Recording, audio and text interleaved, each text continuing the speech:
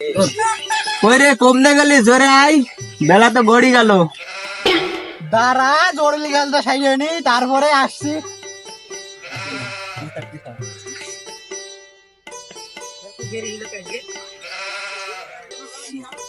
এত দেরি হইলো কে? সকালবেলা পান্তা ভাত আর আম খাইছি, খাইয়ে ঘুমাইছি, বেলা বেজে গেছে 12টা। চল দিয়ে দেখি।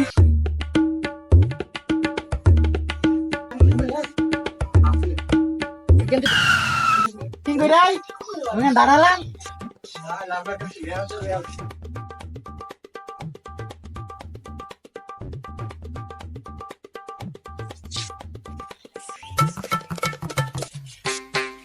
ও সালেমান চাচা, হ্যাঁ, এই অবেলাকার মনে আছে কেউ ডাকলো? এমনি গরমে জ্বালা, আবার এইসব লোকজনের তাড়া। অবেলা করে কারাইলে বাবু। বাবু ব্যাপারী। আম ব্যাপারী, কাঁঠাল ব্যাপারী, গরু ব্যাপারী, ব্যাপারী তো মেলা রকম হয়। তোমরা কোন ব্যাপারী তাই কও। ভুল বুঝো না বাবু, কাঁঠাল ব্যাপারী, কাঁঠাল ব্যাপারী।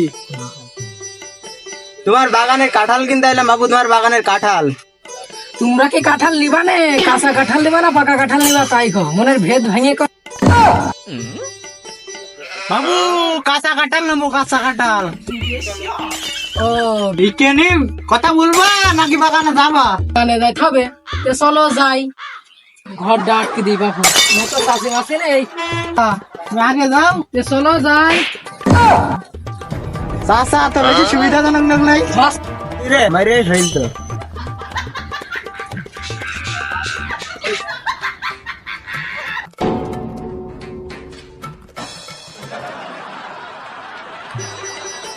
বাপু সাইকেলটা করে থুই আইসো। চাচা কেন থবো? হ্যাঁ থৌ।